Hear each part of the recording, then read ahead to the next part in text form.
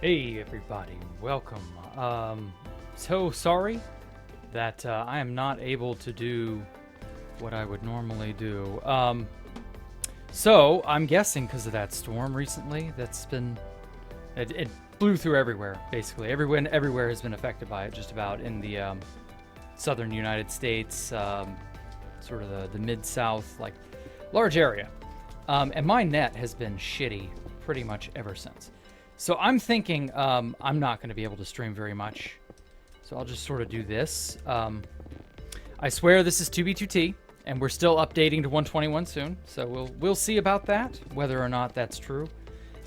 In the meantime, I'm just going to show off the absolute craziness that I've been meaning to show off for a little while.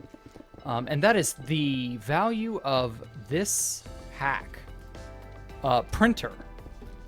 Printer is nuts. Look at this. Apparently something changed. I'm not sure what. Some sort of server-side config or I don't know. It's too hard to know precisely without having access to the specifics of it. But like, just look at this. This is nuts. Like, like it's just going crazy. Now, I hate stepping onto a hologram and then figuring out, oh, it's a hologram. I wish there was an easy way to modulate the transparency of these hologram blocks, but I guess Lightmatica doesn't have that. I don't know. Or I'm not finding it in the right tab, the right whatever. I don't know. Whatever, it doesn't matter. I can make do. Anyway, so in other news, let me just turn that off for a sec so that we can kind of get a good look at it and drink it all in. The entire back half of the game is finished. Can you believe that? Starting from here, all the way back to here. All that's left is for some of this copper to finish oxidizing and become nice and green. And yeah, like all of these mechanics work. I went last night around everything and so for example here, I went and I tinkered with all the item filters to make sure they would, function. I added this mechanism. It doesn't look like it's doing anything. That's because I'm too far away. Let me zoom on over to it and it will make a little bit more sense. This is a randomized light pulsar, I guess is the right way to put it. So the way this works is I stole this from Decked Out 2. Tango Tech came up with this rather interesting randomizer. So it's reading items. And it's basically going, okay, this should put out a signal strength long enough to reach some of the time, but not all the time. And so it's like randomly receiving pulses from these two observers facing into each other. And so that pulses both droppers over and over and over, which causes them to exchange their items, they're kissing, so to speak. And this comparator reads that and outputs a signal strength that either will or won't lead to this lighting on. So from inside the game, it looks an awful lot like it's just a flickering dim light that kind of sometimes turns on, kind of sometimes doesn't. So it's like on, off, on. And it can't make up its mind, but it's randomized. It's totally randomized how long it stays on for and when it turns back on. So it's like the perfect kind of randomized light. Like this one will stay on and turn on a little longer and then it'll flicker off. So it's like the perfect sort of backrooms ambiance of a light that just cannot make up its mind, so to speak. I should probably encase this area with blocks because it's slabs let in light, and that's like kind of necessary, kind of not. It's whatever. Anyway, so I've also gotten these. What these are is these are our item filters for the keys. They're called Glimmers of Despair. And what this key system does, and I've got to get a buttload of more nether stars to make this work, is you will see these signs throughout the dungeon. And so you'll come up to this, and it will correspond to a symbol, right? And so it's this glimmer of despair that has the heart on it. And that's where you throw that. Obviously, I'm not going to tell you exactly how you get a glimmer of despair. You're going to get a randomized one. There are 8 types in total. And so you'll get a randomized one, and each one will correspond to a random exit. And so this area in particular, let me break my way in here just because it's easier. Here we go. Okay. So this area in particular is also an E1M1 reference. This is an early Doom reference. So Doom, you know, the old first-person shooter game named Doom. This is sort of Doom, but backrooms, pool rooms-ified. And yeah, there's a lot of crazy stuff here. I may or may not further go on and like tweak more passageways and put more secret shit here and there. I don't know. We'll find out. We'll think. I'm already kind of getting some ideas building this place. I thought for sure I would be done building on this game. I might go back when I'm done building everything, and I might make some more additional secret hideaway type things of that nature. Who knows? Who knows? There's a lot of good stuff here that I'm going to be more than capable of putting into place. It's already working, like this door works. So, for example, don't let me forget to put that hole, to plug that hole. You're not supposed to be able to fall out. Oh, and that's another randomizer. That's more. Well, actually, it's not a randomizer. Sorry, that's on a very, very reliable pattern. It's like boom, boom, boom, boom, boom, boom, boom, boom, boom, boom, boom, boom. But it still looks like a really neat flickering light from inside the dungeon. Epilepsy warning if you happen to have that. And if not, well, there you go. I hope you enjoy the light show. Anyway, so there's this mechanism here that swaps the brick between the dropper and the hopper. I don't have copper bulbs yet, and I'm probably not going to go and rip these out and put copper bulbs in here. I just don't see a reason. And that's simply because there's no value in that yet. So what this does is if there's an item in here, and there's currently an item, you know, frozen in this hopper, it will forcibly open or close this door. So if there's an item in here, it leaves the door open. And if there's no item in there, it shuts it. So as this mechanism gets beamed, and there's going to be a central control system that dings these droppers here, it's going to open and close these doors on command. So I'm looking forward to that. It's going to be cool, I promise. So all of my mechanisms thus far, for those of you who watched, you know, the live streams where I was developing on this game in creative mode on our test server, I was always saying I might need to fuck with a lot of these. These may not work because 2B2T has limits on it, we think. But we're really not sure. Like, there are just some crazy bits of things that might work, might not. I don't know. So I'm bracing myself for when I will have to tweak certain mechanisms. But thus far, I've not yet had to tweak any mechanisms. And then this is where a quadrant sort of like splits in half here. So you can't really like, over here is not finished. I am currently working on this half, on this quadrant. So I'm going to spend probably the next 2 weeks doing this. And I've got a friend, he is here on a secret alt. He is currently building and assembling all of this. So he's gotten a fair bit put in place, you know. I'll have to go behind him and make sure everything works and is in the proper spot. But he's doing that job, so I'm doing this job. You know, it is what it is, like cooperative efforts. Universon's also helping too. So there's like... There's a good 3 of us working on this now. We should be able to speed this up. We have an estimated time that we are trying to aim for to finish the game and have it in working condition. And that's hopefully around Halloween. Which, all things considered, you know, it's a backrooms themed game. Halloween is probably the best time to kind of get that all together. So, you know, just is what it is. Crap. Oh, I hate it when I drop items.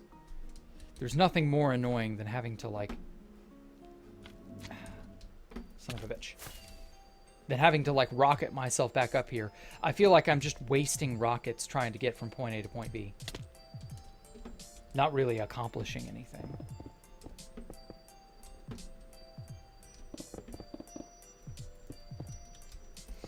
Anyway, so that is on the itinerary for now. Obviously with printer, it's getting to the point where there is a large uptick in efficiency, I guess is the right way to put it, where I can just assemble stuff like crazy. And this was not like... Hold on, I have to go load Universon's Pearl. This was not possible like a month ago, 2 months ago. Like, I don't think it was. Maybe it was, and I just wasn't aware of it. But when someone was mentioning, oh yeah, I can ender crystal you 40 times, and they were saying that in open chat, and I was like, wait a minute. Huh. Maybe there is some value in that. Maybe that's true. Oh.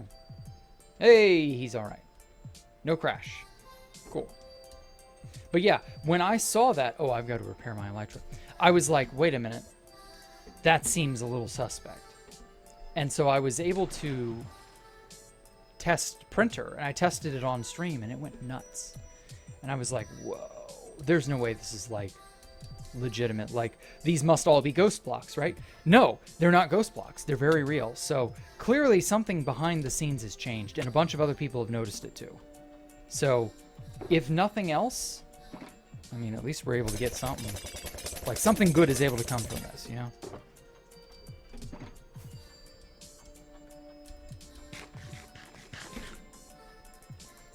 What is my ping at? 49. Okay, well, I'm not doing terrible ping-wise.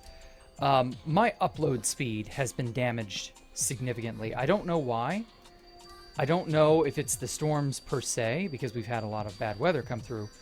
I'm sure that adds on to whatever stress the network is faced with. I'm going to have to call them again and just see if they can't get someone out here to, like, unfuck everything. Because as it stands, I'm dead in the water. My ability to stream is, like, pathetic. It's been this bad ever since, it was sometime last week is when I started noticing it again. So, if nothing else, I'll probably just make these tiny little progress videos where I just go by everything and show off how it's going. I'm thinking I will probably make this... I'll probably complete this area within the next week. I'm at the point where I need to really buckle down and just, like, absolutely hammer this into oblivion and just do it. Get it done. There's so much to do and so much small detail, but, like, there's a lot of larger scale blocks and things that need to be in place before I can really do any of the bigger details. So it's really neat that this works. Oh.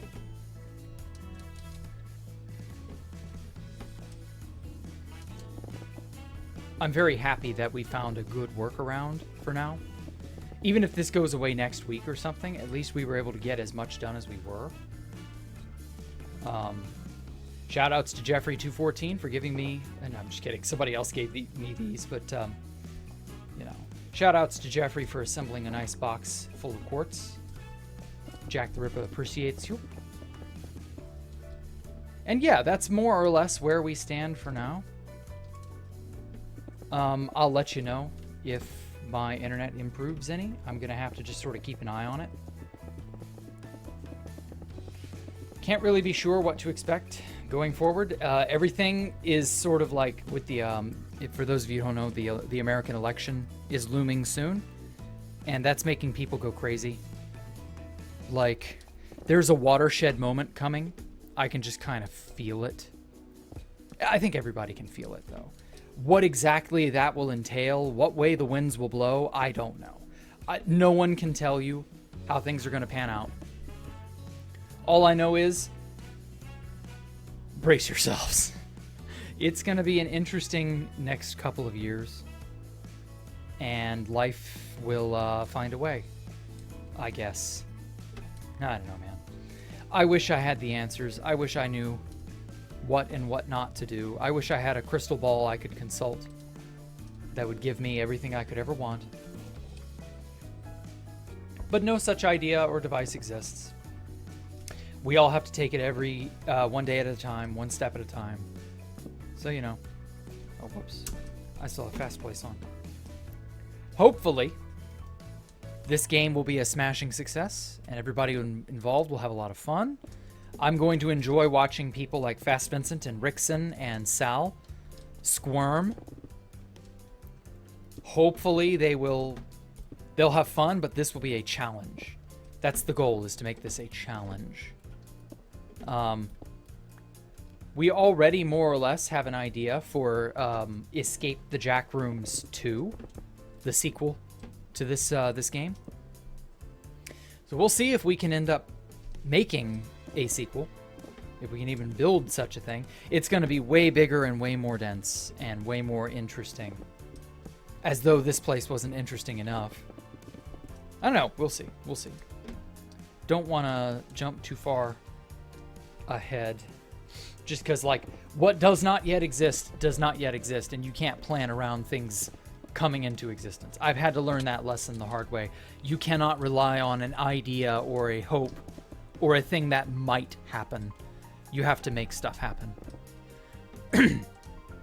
There's simply no alternative, you know? There's simply no other way. The world is made by those who make it, not by those who dream about it. So that's my plan. I've dreamt about this game. And by dream, I mean in a romanticized sort of way. Like, I have run this place through in my head a million times. Now it's time for everybody else to get the chance to actually play it. I also, this was something in testing that I felt was lacking, but we're in a position where we can unlack it. We can unfuck it and make it good. And that is this mechanic, which may not immediately make sense to anyone, but it is definitely a thing that I felt sucked ass and could be better. So when you fall down, whoops, immediately, this is the entrance where you fall down into, so you've no-clipped into the back rooms, right? One of the first things you can run around and find is one of these, okay? This is the Forlorn Eye. This is a spot that symbolizes the usage of a fermented spider eye. You have to find a way to craft and use these fermented spider eyes. And if you do, these fermented spider eyes open up a... Hold on, let me find another section. There should be one over in here somewhere.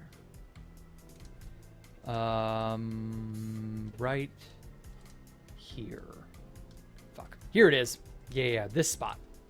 This spot also has a forlorn eye, or foreboding eye, I think is what Universon named it. He made this banner. And this eye symbolizes you throw a fermented spider eye into any hopper that's nearby. And this obviously goes into a system. This triggers a system that pops out these blocks on the wall. And so that allows you easy access up and then access to this room over here. This is a safer bypass route than coming up here and getting shot by the skeletons that are going to be in this little cubby hole area. And it's just a fun little sort of like, you know, you can make fermented spider eyes from materials you will get in the dungeon. And yeah, like, we needed to make better use of that. So I started installing new fermented spider eye switches, basically. And so this switch triggers and it activates this staircase, which this is actually a staircase hidden in the wall, but you can't actually tell. It's just one of those things. You're not supposed to immediately know. And this mechanism also fires based off of a timer. But that timer's not reliable, you know? And so if you, the player, have access to the fermented spider eye power, I'm not going to tell you what that is. That's just something you have to figure out as you play the game. But if you have access to that, then that allows you access to certain areas, or easy access, more ease of access to places you would otherwise have to just get lucky and have the timer be in your favor, that kind of thing. So I figured that's a nice sort of reward, because otherwise the fermented spider eye system sucked. It just was not good enough. And in all honesty, I should probably have just cut it and not like done it. But I also made 2 cards, 2 of those power cards. Well, I don't need to fly over there. I can just free cam over to it. 2 power cards have to do with the spider eye stuff. Yeah, Void Seer, which gives you spider eyes in lockers, and Void Feast, which gives you sugars in lockers. So sugar plus the regular spider eye plus all of the randomly strewn about brown mushrooms that are growing everywhere. And we've got mushrooms in corners and in little out-of-the-way cubbies. Holes, corners, nooks, crannies, places you can't actually reach, but will ensure that mushrooms grow aplenty throughout the dungeon. And yeah, like that's how you make a fermented spider eye. Like, fuck it, I'll just tell you. That's how you do it.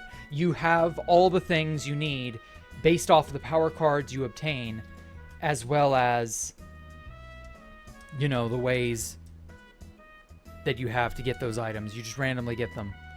And if you're lucky, that's how you'll do that. And so that gives you a greater chance of getting into certain areas you would otherwise not be able to. Good God, that's so fun. Oh, it's so efficient. Oh, this is the next best exploit this year. This and Trident Fly are like 2 of the best exploits in 2024. Ooh, that's a good video idea. Ooh, I just had a great idea.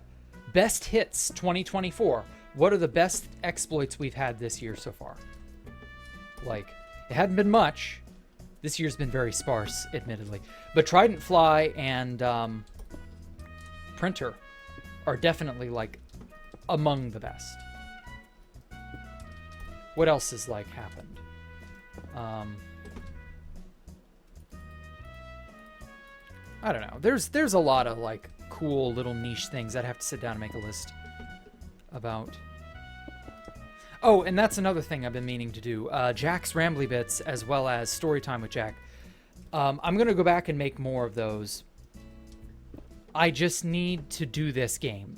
Like, my attention is 100 million% focused on this and getting this thing done. Because as you can see, there's a lot to do. And everything else just necessarily has to take a back seat.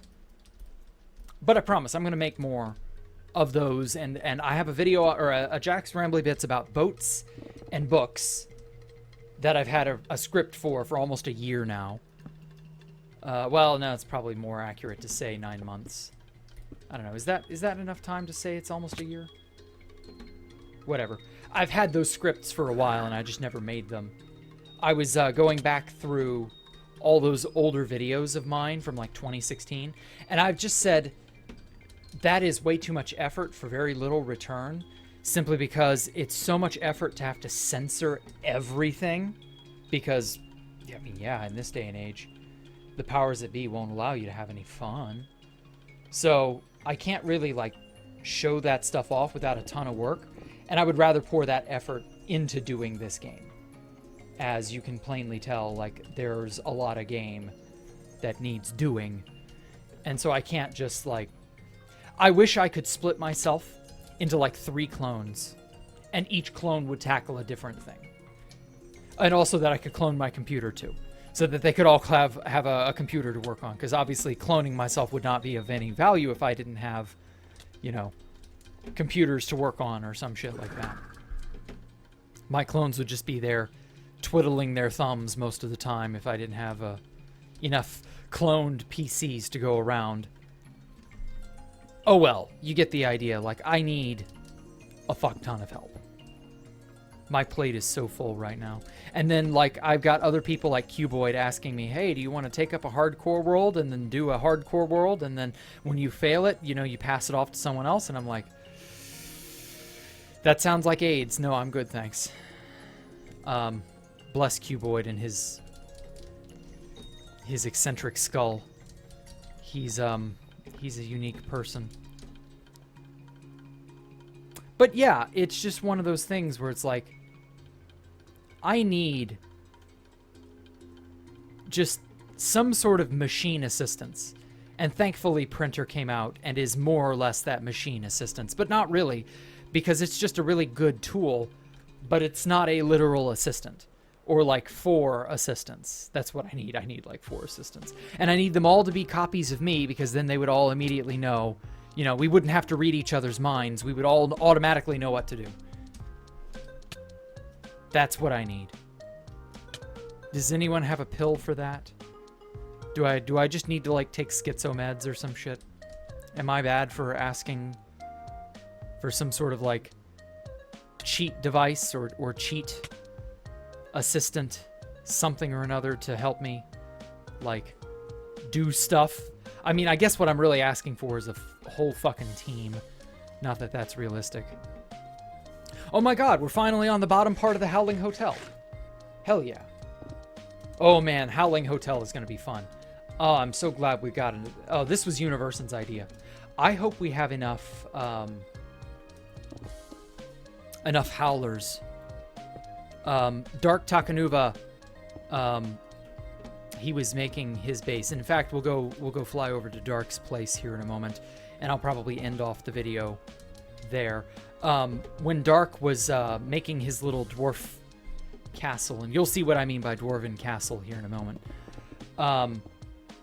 he went and cleared out all of that stuff because it's a deep, dark, ancient city, and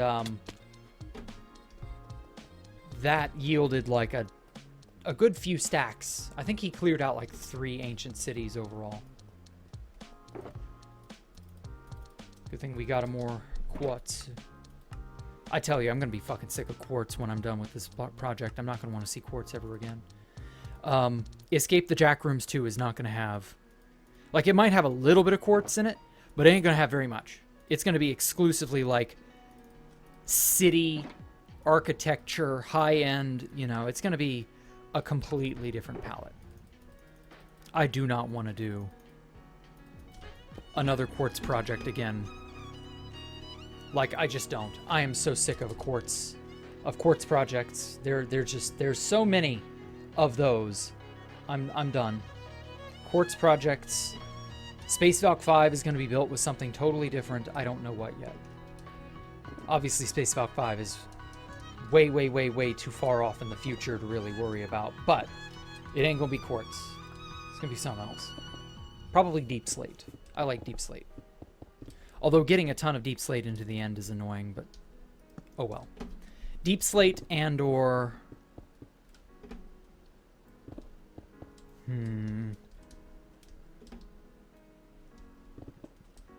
maybe what's a good block that pairs with deep slate? That's like a gunmetal gray color. So it would have to be something like, I would definitely want color to like counteract the black and white. That was why Space Valk 3 had purple and magenta as its colors, because I needed something to counteract the black and white. Everything was black and white. And then I needed a little bit of red, because red and magenta and purple are kind of complementary to one another. Or no, not complementary. What's the phrase? They're close on the color wheel. They work well together. They're sort of hot and cold mix. I don't know. You get the idea. Like, I needed something that paired with black and white. Black and white went well together, but I still needed color. So if I'm going to do Space Valk 5 and it's going to be predominantly deep slate, I'm still going to need a splash of color to balance out what I have. Because see, like up here, I've got a bunch of Mardi Gras colors. I've got purples, I've got greens, I've got oranges.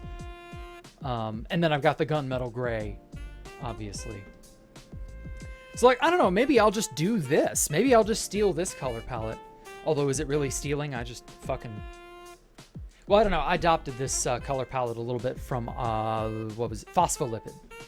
She made a bunch of cool stuff, and so I just lifted this color palette from her. So I'm kind of thinking that that's something similar I will do. I don't know. I'll think about it. No base should be drab and gray. Black and white is fine, but like every base needs to have a good splash of color to it. Because otherwise it's just gonna be boring, man. It's just gonna be fucking boring. So yeah, like I'm not certain what color I want to use. It might be red, but it might also be green. I've not done anything with like green. There are a lot of green blocks in this game. I don't know. Oh shit. Keep falling. I hate that. Okay, so I'm just gonna finish off this layer and then we'll move on.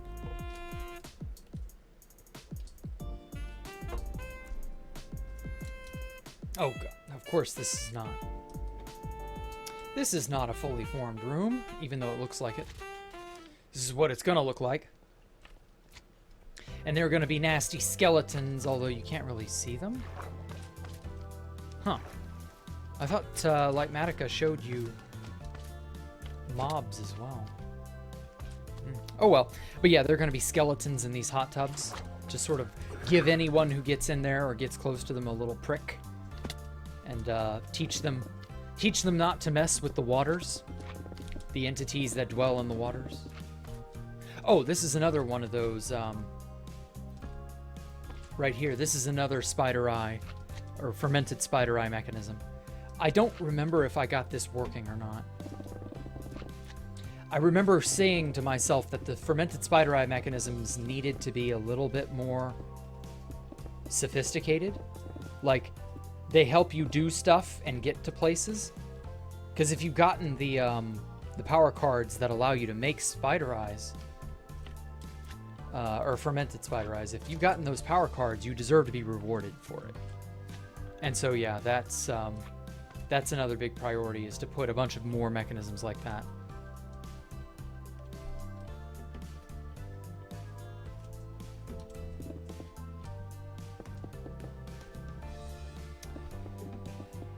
Okay, I think I'm almost finished with this layer. It's getting there. God, I love this printer. It's so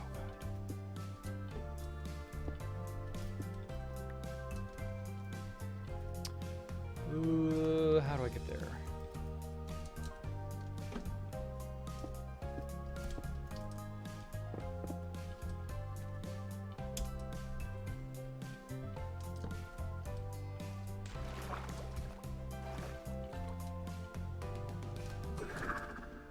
Okay, yeah, all of these areas are beginning to really take shape.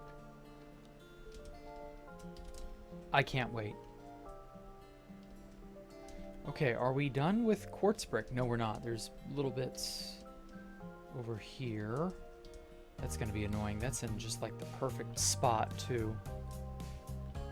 I might have to come back and do those later when I'm done with like most of the items.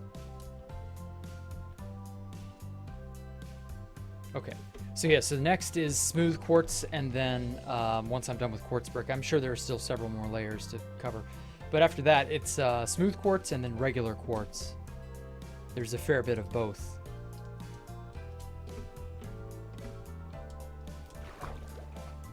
Whoosh. I'm so glad tridents weren't just straight up disabled. If old Housemaster had been around, we would have had tridents and or elytra disabled for I don't know, whenever we got 113, if we had updated to 113 back then. Ah, son of a bitch. You know what? Forget it. Yeah, I'm gonna swap. I'll come back. I'll tackle the next few layers later.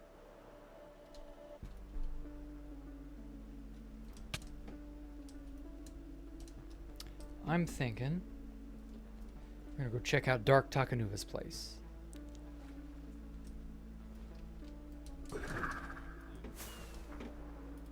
His dwarf city has come along quite a ways.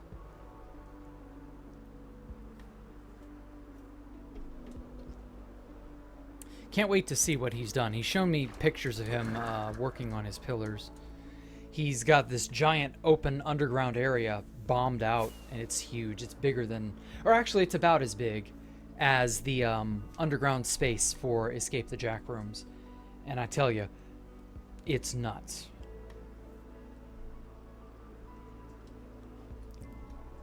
He's lining it with like Dwarven, what's the right phrase? Like a Dwarven sort of, not mythology. I keep wanting to say methodology, but I know that's not right either. Like the trappings of a Dwarven city underground. It's going to be really neat when it's finished. Very Mines of Moria and Erebor. That was it. He's gotten all of this aesthetic planned out. Dwarven aesthetic, I think, is like the right way to put it. I think he's even gone as far as to make this mountain. I don't think that was originally a mountain. I'm pretty sure he said he originally made it or sculpted it or something like that. We may even run into him. I don't know.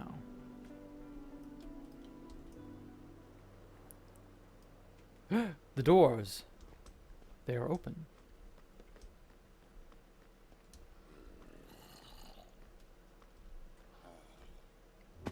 Anyway, let's go down and see if he has altered anything in this front room. I don't think he has. This just opens out into a cave system. One that I know he plans on messing with in some way. Yeah, that's still just cave. All right, drop in.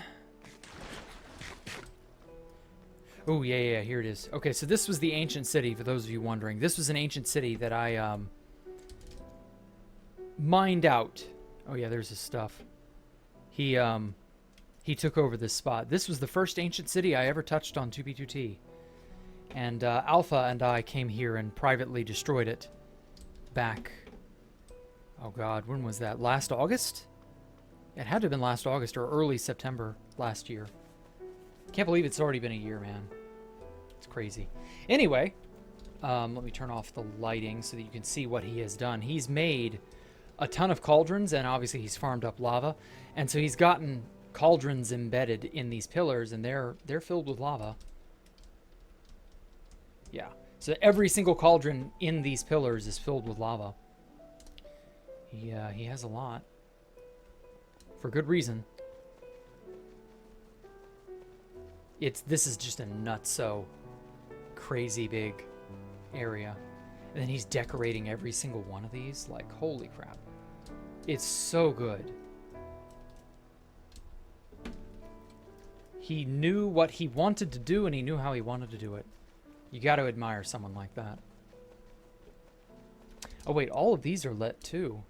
Oh, yeah, because there are cauldrons embedded in this basalt column. Damn. Neat.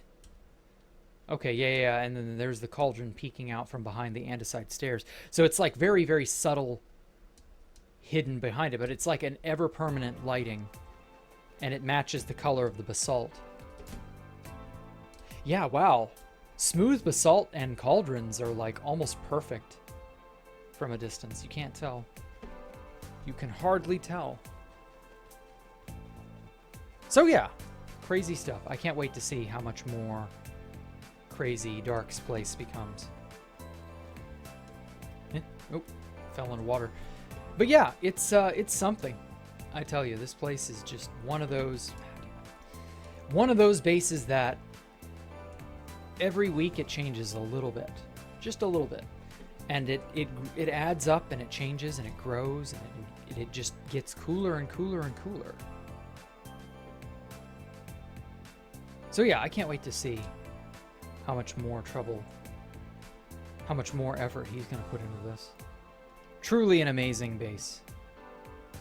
Oh yeah, he's already started decorating the sides here. I believe this area was taken inspiration from Erebor, the Lonely Mountain from the Hobbit movie.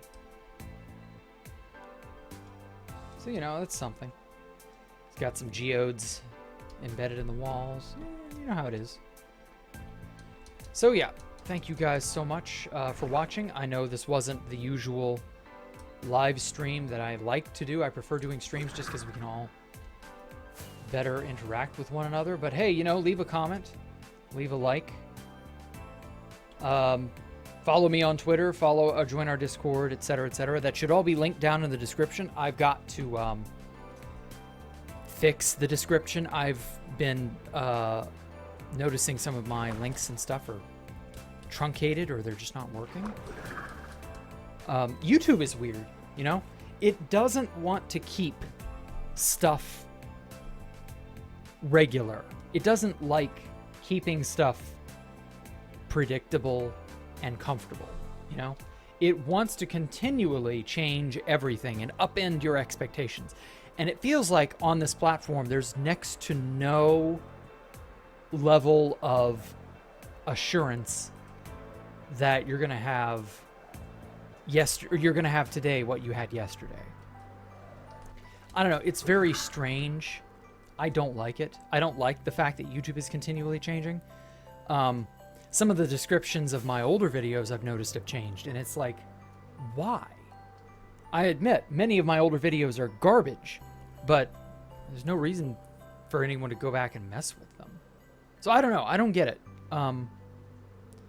Crazy stuff, man. Just crazy stuff. Oh well. Thank you all also for, you know, supporting 2B2T as well. I mean, this place is actually kind of not bad. Like, it isn't quite how it was in the olden days, but I will just say, 2B2T is still fun. It's still got some promise. I'm going to end it down here in my storage room. So yeah, this place is nice. Y'all have a good one though. Thank you all so much. Make sure to stay tuned. I'll let you know if my streaming abilities improve, what the internet issues are. If not, expect more videos like this where I just ramble for 30 plus minutes about whatever, and I show you the progress on the game, and hopefully we can inch closer and closer every day to actually having this bastard done and put away, because we've got exactly one more month before Halloween, and I want us to have it done by Halloween. Halloween is like the next big... I know I originally said way back in like whenever it was like June, May, June, somewhere in there, we were like, oh, I'll have it done by the end of the summer. We humans are really awful at adequately guessing and assessing our own ability. I would imagine if Printer hadn't gotten unfucked, we'd probably not be done until Christmas. So Halloween, I mean, that's, you know, it's a backrooms game, so if nothing else, a Halloween sort of themed timing is perfect. So yeah, y'all have a good one. I hope you all will stick around, and we can see where things go from there. And y'all have a good one.